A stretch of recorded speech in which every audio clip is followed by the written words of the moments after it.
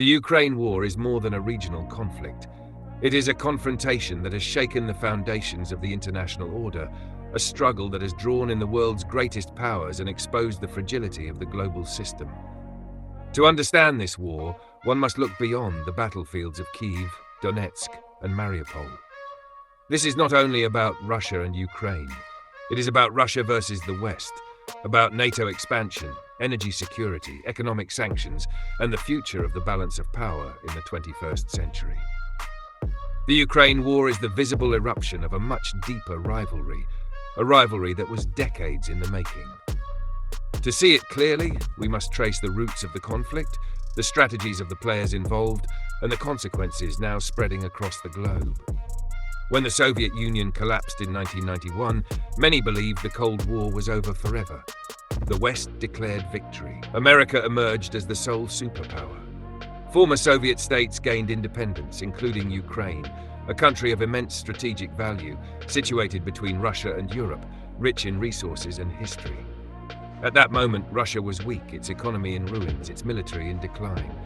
The United States and its allies pressed their advantage, expanding NATO eastward. One by one, former Warsaw Pact nations joined the Western Alliance. Poland, Hungary, the Czech Republic, and eventually the Baltic states all became part of NATO. To the West, this was natural, free nations choosing their alliances, but to Russia, it was betrayal. Moscow had been promised, at least informally, that NATO would not expand 1 inch eastward. Yet expansion continued, bringing NATO forces closer and closer to Russia's borders. Ukraine became the ultimate red line. For Russia, Ukraine is not just another neighbor. It is bound by centuries of history, culture, and geography.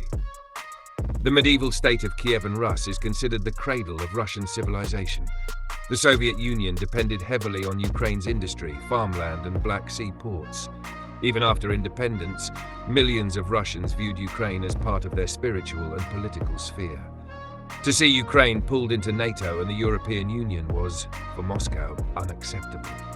For the West, however, supporting Ukraine's independence and sovereignty was equally important, not only to strengthen democracy, but also to limit Russian influence in Europe.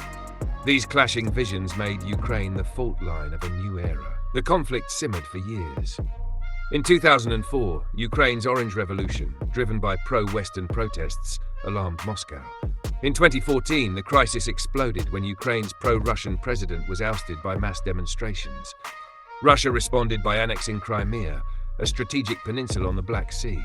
This move shocked the world. For the first time since World War II, borders in Europe were changed by force. Western nations imposed sanctions while NATO began reinforcing its eastern flank. Russia, in turn, fueled separatist uprisings in eastern Ukraine, supporting armed groups in Donetsk and Luhansk. A low-level war raged for years, killing thousands, but the global spotlight moved elsewhere. Then in February 2022, Russia launched a full-scale invasion, sending shockwaves across the world. For Moscow, the justification was security. President Vladimir Putin declared that NATO's expansion threatened Russia's survival. He framed the war as a defensive operation to prevent Ukraine from becoming a Western military base. He spoke of denazification and protecting Russian-speaking populations, but the underlying goal was clear: to pull Ukraine back into Russia's sphere of influence and to challenge the dominance of the United States and NATO. For the West, the invasion was an unprovoked act of aggression, a violation of international law and a direct attack on the post-Cold War order. The US, Europe, and their allies responded with unprecedented unity, imposing massive sanctions, arming Ukraine, and seeking to isolate Russia globally. The battlefield is only one dimension of this war. Equally important is the hidden battle behind it. The West unleashed what it hoped would be economic devastation. Russian banks were cut off from SWIFT, the global financial network. Western companies pulled out. Billionaires close to the Kremlin were sanctioned. Energy imports were targeted. The idea was simple: strangle Russia's economy and force it to retreat. But Russia struck back in its own way. As one of the world's largest energy exporters, it wielded oil and gas as weapons. Europe, dependent on Russian natural gas for heating, electricity, and industry, suddenly faced shortages. Prices soared. Families struggled to pay their bills. Factories slowed down. Inflation ripped through economies worldwide. The war revealed a painful truth. The global economy is interconnected, and punishing Russia meant collateral damage for everyone. The hidden battle is also technological. Cyber attacks surged. Russian hackers targeted Ukrainian infrastructure, Western governments and businesses. Disinformation campaigns spread online seeking to divide Western societies, weaken support for Ukraine, and amplify conspiracy theories. The West, meanwhile, poured intelligence, satellite imagery, and advanced weaponry into Ukraine. Javelin missiles, HIMARS rocket systems, and now even discussions of fighter jets transformed Ukraine's defense. Behind the scenes, this is not simply Ukraine resisting Russia. It is the West and Russia fighting a proxy war, each side avoiding direct confrontation, but pouring resources into victory. The consequences are global. In Africa and the Middle East, countries dependent on Ukrainian grain faced food shortages as ports on the Black Sea were blockaded. The price of wheat skyrocketed. Nations far from the battlefield felt the shock. Refugees flooded into Europe, millions fleeing the devastation. The West tried to maintain unity, but cracks began to appear. Some nations questioned whether sanctions were worth the economic pain. Others worried about the risk of escalation, even nuclear war.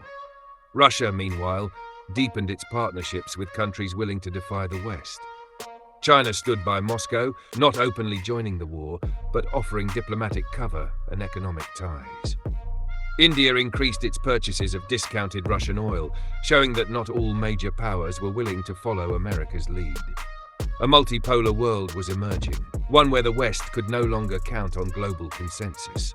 This hidden battle is as much ideological as it is military or economic.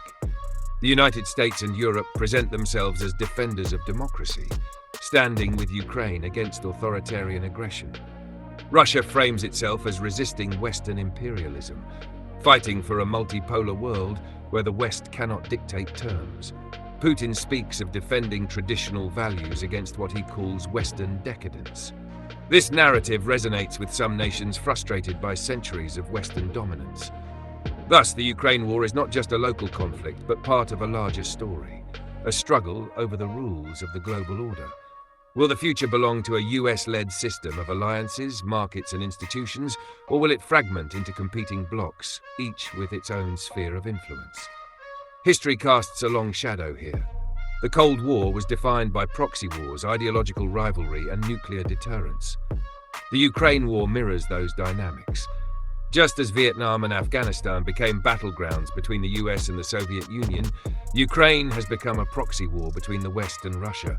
The threat of nuclear weapons looms again, as Moscow has repeatedly hinted it could use them if pushed too far. The rhetoric is chilling, and the danger of miscalculation is real. Yet the Cold War also showed that great powers can avoid direct conflict, even while fighting through proxies. Whether history repeats itself depends on choices made today. The human cost is immense. Cities reduced to rubble, families torn apart, soldiers and civilians killed in the tens of thousands. For Ukrainians, this war is existential, a fight for survival, independence and identity. For Russians, it is framed as defending the motherland against encirclement, though many see it as a war of choice by a regime unwilling to accept Ukraine's independence. For the West, it is about defending principles of sovereignty and preventing a precedent that aggression can succeed. For the rest of the world, it is about enduring the fallout, energy crises, food shortages, and geopolitical instability. What lies ahead? The war shows no signs of ending quickly. Russia has mobilized hundreds of thousands of troops. Ukraine, emboldened by Western support, continues counteroffensives. Diplomacy is frozen. Trust is shattered. The longer the war drags on, the more entrenched the divisions become. Yet history also shows that wars often end not with clear victories, but with negotiated settlements. Could Ukraine be partitioned? Could neutrality be imposed? Could sanctions be lifted in exchange for withdrawal? These questions haunt policymakers, but answers are elusive. The hidden battle continues in the minds of ordinary people. In Europe, many see Ukraine as defending not only itself, but the entire continent. In Russia, state-controlled media portrays the war as a noble struggle against Western plots. In the global South, many view the conflict less ideologically and more pragmatically. Who will provide energy, food and investment during hard times? In this way, the Ukraine war is shaping global perceptions of power, justice, and leadership. The danger of escalation remains. Each shipment of Western weapons, each new Russian offensive raises the risk of a spiral beyond control. Could NATO and Russia clash directly? Could cyber attacks cripple Western infrastructure? Could nuclear threats become nuclear realities? These questions keep military planners awake at night. Yet the hidden battle is also about endurance. Who can outlast the other? The West bets that sanctions and isolation will weaken Russia. Russia bets that Western unity will crack under economic pressure. Each side waits for the other to blink. At its core, the Ukraine war is a test of the world order born in 1945 and reshaped in 1991. If Russia succeeds, it shows that borders can be changed by force and the West cannot stop it. If the West succeeds, it reaffirms the idea of a rules-based international system. But even if Ukraine emerges intact, the damage to the global order is lasting. Trust is broken. Great power rivalry is back. The dream of a world beyond Cold War divisions has vanished. As the war continues, the world holds its breath.